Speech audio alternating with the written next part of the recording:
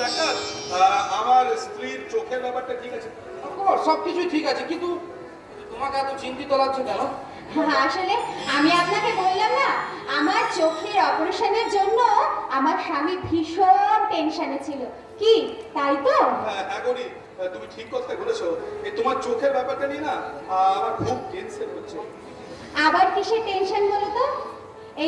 এই তো ডাক্তারবাবু বলেছেন যে আমার চোখটা যদি খুলে ফেলে তাহলে আমি সব দেখতে পাবো। বেশ, আমি কিন্তু তাহলে ব্যান্ডেজটা খুলে দিচ্ছি। ওকে ডাক্তার। দাঁড়ান ডাক্তারবাবু দাঁড়ান। তুমি আমার সামনে এসে দাঁড়াও তো। আমি সবার আগে চোখ খুলে তোমায় দেখতে চাই। এই তো গৌরী, আমি তোমার সামনে দাঁড়ালাম। বেশ, ঠিক আছে, আমি ব্যান্ডেজটা খুলি।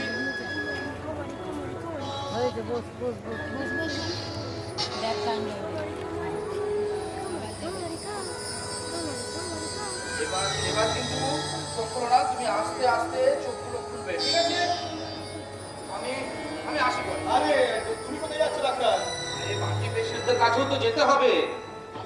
আরে সন্ধি, তুই তো পুরো ব্যাপারটাই জানিস, তুই এখন চলে গেলে কি করে হবে?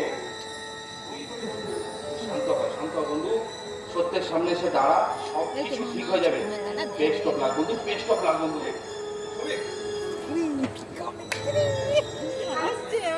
আমি এবার তাকে চোখ দুটো খুলি। এক মিনিট গৌরী, এই পৃথিবীর আলোকে নতুন করে দেখার আগে তুমি তুমি এবার অভিনন্দন গ্রহণ করো গৌরী। তুমি আমার জন্য ফুল এনেছো? মা, এই মুহূর্তে আমার কি ইচ্ছে করছে জানো? এই মুহূর্তে ইচ্ছে করছে তোমাকে আমি দু চোখ ভরে এটি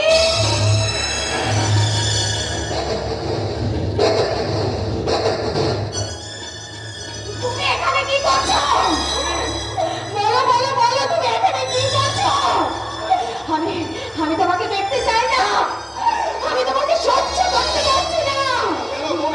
না শয়তান রাহুল চ্যাটার্জি, তুমি কি ভেবেছ রোহিণীর ছদ্মবেশে তুমি সবাইকে বোকা বানাতে পারলেও তুমি আমাকে বোকা বানাতে পারবে?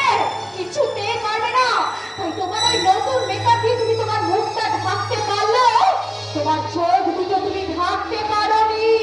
গৌরী প্লিজ, তুমি আমার কথা না আমি তোমাকে ঘেন্না করি। কেন তুমি আমার জীবনে আবার দ্বিতীয়বার ফিরে এলে? কেন আমার জীবনটাকে এইভাবে বিষময় করে তুললে? বলো কেন? গৌরী, তোমাকে আমি কি করে বোঝাই?